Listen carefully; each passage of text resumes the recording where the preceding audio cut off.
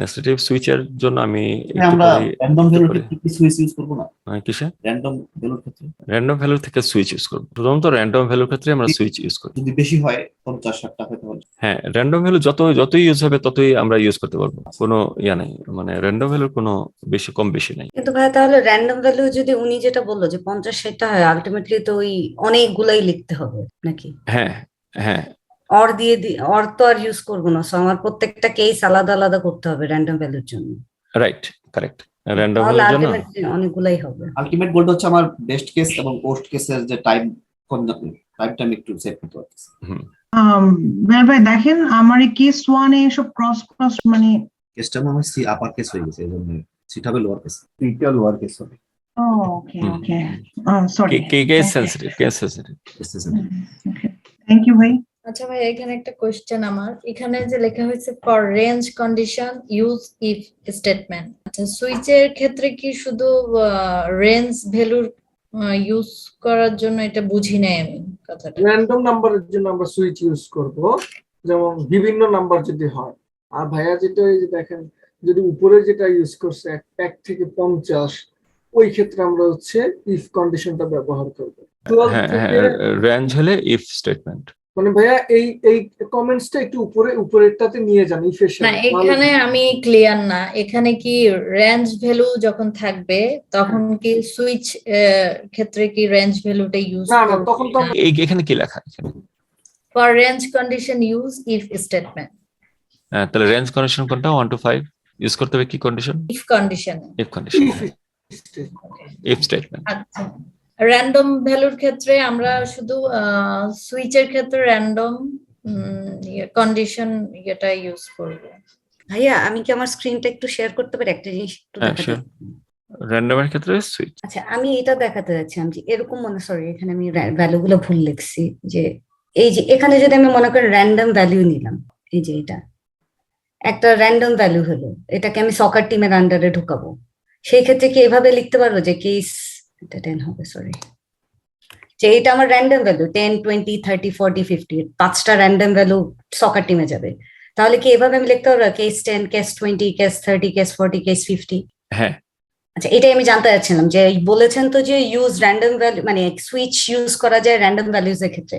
So আমি যদি এরকম র্যান্ডম ভ্যালু 5টা থাকে আমি এভাবে করে লিখে দেন সকার টিম লিখতে পারবো, ব্রেক দিয়ে দেন ডিফল্ট ইনভ্যালিড দিয়ে দিব। হ্যাঁ এটা দেখতে মানে রেঞ্জের মতো, বাট র্যান্ডম ভ্যালু, বাট এটা রেঞ্জ। আচ্ছা আমি র্যান্ডম নেই এখানে, খুবই খুবই র্যান্ডম নেই কিছু, লাইক 26, হ্যাঁ 33, 48, 50, এই যে এইটাকে আমি অমিট করে দিই তাহলে ইজিয়ার হবে। আচ্ছা এই যে এরকম 5টা র্যান্ডম ভ্যালু নিলাম, নিয়ে আমি এভাবে লিখতে পারবো যে আমার সকার টিমে এই এইজ গুলো হলে আমি সকার টিমের আন্ডারে যাবো, সো আমি তখন এভাবে লিখতে পারবো। কারেক্ট, ডে 15 দিলেন। হ্যাঁ তারপরে হ্যাঁ হ্যাঁ রাইট। এখন তাহলে এখন আমি রান দিলে এখানে আসবে আর কি, এক্সেলেন্ট। সকার টিম আসছে, রাইট, বুঝতে পারছি। ঠিক আছে, থ্যাংক ইউ ভাই, আমি এটা অফ করে দিচ্ছি। Okay very good. ওকে হ্যাঁ বলেন, ম্যাক্সিমাইজ করেন। If you make a mistake, how you can go back? Like control জি।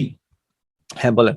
আমার প্রশ্নটা হচ্ছে যে আমরা এই যে কেস 1, কেস 2 যেটাই এখানে দিতেছি সেটা তো হচ্ছে যে এক একটা স্টেটমেন্টের জন্য আমরা ইউজ করতেছি। জাস্ট এখানে তো এগুলো এক্সাম্পল হিসেবে আপনি দেখাইছেন। তাহলে যদি আমরা কোনো কিছু ডিক্লেয়ার করতে চাই যে আমার এই থেকে এই এইজ গুলো যদি হয়, বিভিন্ন র্যান্ডম যে নাম্বার গুলো দিয়ে আপনার একটা কথা বললো আর কি, যে সেই ক্ষেত্রে আমি বুঝতে পারবো যে এটা হচ্ছে আমার সকার টিমের আন্ডারে। বাট এটা তো এটার সাথে কি আসলে এটা রিলেটেড? এটা তো আলাদা একটা স্টেটমেন্ট, তাই না? প্রত্যেকটা একটা স্টেটমেন্ট। আর আমরা ব্রেক ইউজ করতেছি হচ্ছে যে এই স্টেটমেন্টের পরে আর কম্পিউটার রান করবে না, এরকম না নাকি? ব্রেকের পরে হ্যাঁ 1 থেকে 5 পর্যন্ত যে কোনো নাম্বারের জন্য উইকডেজ প্রিন্ট করবে না। হ্যাঁ রান করবে না। কিভাবে বুঝলাম? 30 নাম্বার লাইনে ব্রেক দিছি আমি যাই, ব্রেকের পরে আর রান করবে না। ডিফল্ট হবে কেসের সাথে, কেসের কলামে ডিফল্ট হবে। কেস যেই কলামে লেখছেন 37 নাম্বার লাইনে ডিফল্টটা একই কলাম থেকে স্টার্ট হবে। এখান থেকে ব্রেক যেখানে শেষ সেখান থেকে আবার 36 নো ডিফল্টের কেস যেই কলামে স্টার্ট করছেন ডিফল্টটা একই কলামে স্টার্ট হবে। তাহলে এটা আমার ঠিক হয় না? হ্যাঁ ব্যাকস্পেস দেন। ভাইয়া এটা তো মনে হয় ইয়ে করলে ঠিক হয়ে যাবে, ব্যাকস্পেস কন্ট্রোল দেন, শিফট এফ দিলে ওয়েট একদম ওয়েট, হ্যাঁ ব্যাকস্পেস ইয়ে তো, ঠিক আছে। হ্যাঁ তো ব্যাকস্পেস দিলে এখন কেস যে কলামে শুরু হয়েছে ডিফল্ট একই কলামে শুরু হয়েছে। দেখেন এই যে আপনি ডি এর এখানে না হয় নাই, ট্যাব দেন, কেসের নিচে ডিফল্ট হবে, সুইচের পরে কেসের সাথে ট্যাব দিতে পারেন। 37 হ্যাঁ 37 এ 37 হ্যাঁ ট্যাব Default ট্যাব না, default স্পেস হবে দিবেন না, কি? কখনো কখনো স্পেস দিতে নাই, ট্যাব দিবেন, ট্যাব দিলে সুন্দর হবে এটা ইয়া থাকে। লাইন হচ্ছে উপরে নিচে থাকে, মানে 24 নাম্বার লাইন, 25 নাম্বার লাইন নিচের দিকে যেতে থাকে লাইনগুলি, আর কলাম থাকে বাম দিক থেকে ডান দিকে যে ইয়াগুলি স্পেস গুলি, এগুলিকে বলে কলাম। আচ্ছা আচ্ছা সো কেসের সি যে কলামে শুরু হয়েছে ডিফল্টের ডি একই কলামে শুরু হবে, তাহলে ঠিক আছে আপনার লাইন ঠিক আছে। হ্যাঁ এই যে 31 নাম্বার লাইনের 13 নাম্বার কলাম থেকে কেস শুরু হয়েছে, আর ডিফল্টে ক্লিক করেন 13 নম্বর 37 নাম্বার লাইন থেকে 13 নাম্বার কলামে শুরু হয়েছে। আমি লাইন নাম্বার কলাম নাম্বার কোথায় দেখতে পারি? আপনি মাউসটা নিয়ে দেখান তো। এই যে ভাইয়া এইখানে হ্যাঁ এই জিনিসটা একটু ডেমো দেন, স্টুডেন্টদেরকে একটু বুঝাই দেন তো কলাম আর লাইন নাম্বার কিভাবে আপনি ঠিক করলেন। যেখান থেকে হচ্ছে আমরা কেস কেস আমরা যদি আমি এইখানে যদি আমার মাউসটা নেই তাহলে আমরা এইখানে দেখতে পারি যে আমার 24 নাম্বার লাইন, আর আর কলাম নাম্বার দেখতে পাচ্ছি হচ্ছে আমার 13, যে Okay. 24 নাম্বার লাইনে 13 নাম্বার কলাম থেকে হচ্ছে আমার কেস শুরু হয়েছে। ওকে ঠিক সেম ভাবে যদি ডিফল্টটাতে আমি যদি আমার কার্সারটা নেই তাহলে আমি দেখতে পাচ্ছি যে ঠিক 37 number line, but column number still same 13 same 13, তার কেসের কলাম নাম্বার আর ডিফল্টের column number same. Same. Excellent, very good. ভাইয়া Thank একটু you. কোশ্চেন করবো একটু ছোট। হ্যাঁ বলেন বলেন। এখান থেকে। এই সুইচটা যে এখানে আসছিল, সুইচটা কি কেসের একদম সরাসরি কলামে হবে নাকি এখানেই থাকবে? এটা গুড কোশ্চেন। এটা কনভেনশন, মার্কেটে যে কনভেনশন মানে প্রচলিত রীতি যেটা, এটা অনেকে এইভাবে ফলো করে যে সুইচের ইমিডিয়েট নিচে কেস লেখে অথবা একটা ইনডেন্ট দিয়ে কেস লেখে, এইভাবে করে। আবার আমি যেভাবে দেখাইছি এইভাবে করে, এটা কোনো নিজস্ব কোনো ইয়া নাই। এই ক্ষেত্রে আপনি দুইটার যে কোনো একটা ইউজ করতে পারেন। জি ভাই, ওকে। ভাইয়া যদি Thank আমরা এই যে যেটা আমরা কলাম গুলো যদি আমাদের সেম কলামে না হয় ডিফল্ট এবং কেসের কলাম, সেই ক্ষেত্রে কি আমাদের প্রোগ্রামিং এ বা কোনো কিছুতে সমস্যা হবে? না কোনো সমস্যা নাই, আপনি যদি উল্টাপাল্টা করে লেখেন এখানে, হ্যাঁ একটা এদিকে একটা এদিকে একটা মানে এদিকে, যেটা আমি আগে করছিলাম আর হ্যাঁ কি। হ্যাঁ কম্পিউটার বুঝবে। আচ্ছা, হুম মানে এটা হচ্ছে একটা হচ্ছে মানে অ্যাপ্লিকেশনের একটা গঠনমূলক একটা সৌন্দর্য। হ্যাঁ হ্যাঁ আপনি ধরেন একটা অ্যাপ্লিকেশন লিখলেন, কাউকে অফিসার ম্যানেজারকে অ্যাপ্লিকেশন লিখলেন যে এই অ্যাপ্লিকেশনের মধ্যে আপনি ইন্ডেন্টিং ঠিক করলেন না, হাতে লেখাটা একটু এদিকে লিখলেন, দূরে লিখলেন, 2 লাইন গ্যাপ দিয়ে লিখলেন। অ্যাড্রেস হ্যাঁ ম্যানেজার যদি রিড করতে চায় তার একটু বিরক্তি আসবে, কিন্তু সে বুঝবে তাই না, জি অ্যাপ্লিকেশন কি করানো হয়েছে এটা বুঝবে। জি কিন্তু হিউম্যান হলে ছুটি বাতিলও করতে পারে, যে ছুটি চেয়ে যায় যদি এরকম এরকম ভুল করেন এই অ্যাপ্লিকেশনে। right.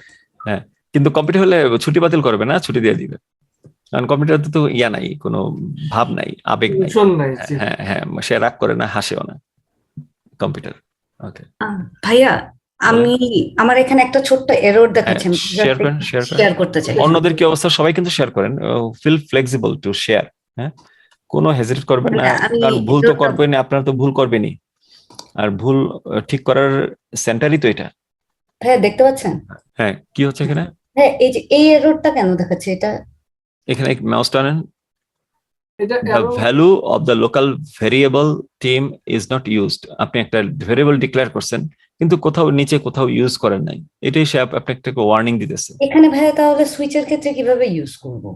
মানে আমি এখানেই একমাত্র ওয়ে আছে এই জায়গাটা ইউজ করা, যে আমি টিমের মান যেটা হ্যাঁ ধরছি। ইউজ করছেন কিন্তু এখন আর ওই ওয়ার্নিংটা নাই, এখন আর আচ্ছা, ওয়ার্নিংটা নাই না, কিন্তু ছিল, কিন্তু এটা এখন আর নাই। আপনি সেভ দেন, সেভ এখান থেকে করব নাকি Save, হ্যাঁ। কন্ট্রোল এস কন্ট্রোল এস, আচ্ছা এখন আর ওয়ার্নিংটা নাই, আগে ছিল যখন আপনি ইউজ করেন নাই। আহ, যেমন আপনি 96 থেকে 107 যা আছে পুরোটা ডিলিট করেন। 96 থেকে হ্যাঁ ডিলিট করে দেন। হ্যাঁ এখন দেখেন আবার ওই মেসেজে কি মেসেজ দিল, the Value value of the local variable variable team is not used, Not আপনি used. ডিক্লেয়ার করছেন কিন্তু ইউজ করেন নাই, একটা ওয়ার্নিং দিছে আর কি। এটা এরর না, ভুল না, কিংবা ইয়া না, আপনি যখন আবার ইউজ করবেন তখন আবার এই ডিক্লারেশনটা চলে যাবে। তাহলে এর ক্ষেত্রে মানে র্যান্ডম ভ্যালুর ক্ষেত্রে আমরা এভাবে সুইচ ইউজ করতে হবে। হ্যাঁ, সুইচ ইউজ করতে হবে। ঠিক আছে, থ্যাংক ইউ ভাই। আমি এনি আদার পারসন? হ্যাঁ বলেন, রেজানুল হক বলেন। ঠিক আছে তো আমার কোনো উইকেন্ডস হ্যাঁ বুঝছেন তো না? হ্যাঁ বুঝতে পারছি। কিন্তু আপনার এখানে ইন্ডেন্ট সুইচটা কেন একটু বেশি ইন্ডেন্টে গেল? একটা বেশি ইন্ডেন্টে গেছে, তাহলে পুরোটাকে ইয়া করেন। আচ্ছা, এই সবাই একটু খেয়াল করেন, এখানে একটা নতুন একটা লেসন আছে সবার জন্য, আমাকে শেয়ার দেন। হ্যাঁ ওকে, সো এইখানে এই যে মেইন মেথডের আন্ডারে তো একটা ইন্ডেন্টের মাধ্যমে আমরা লিখতেছি, তাই না? এখানে লিখতেছি, এখানে লিখতেছি, কিন্তু উনি এখানে দুইটা ইন্ডেন্ট ভুলে দিয়ে ফেলছে। তাহলে একটা ইন্ডেন্ট কমাইতে হবে, কমাইতে হবে, সবগুলিতে ইন্ডেন্ট কমাইতে হবে। তাহলে সবগুলিকে আমি সিলেক্ট করলাম, সিলেক্ট করে যদি ট্যাব দেই তাহলে কি হলো? কমলো না বাড়লো আরো? পারবে। তাহলে কমাবো কিভাবে? ট্যাব কমাবো কিভাবে? ট্যাব শিফট দেন, তো শিফট ধরে ট্যাব দেন হক ভাই। হ্যাঁ এক্সেলেন্ট। তাহলে একসাথে যদি আমি ট্যাব দিতে চাই একসাথে সবগুলিকে, তাহলে ট্যাব দেন, আবার ট্যাব দেন, রেগুলার ট্যাব, ট্যাব আর শিফট ট্যাব দেন, পিছনে গেল। তাহলে ট্যাব এন্ড শিফট ট্যাব মনে থাকবে হ্যাঁ সবার? ওকে এক্সেলেন্ট। সো ঠিক আছে, শেয়ার বন্ধ করেন।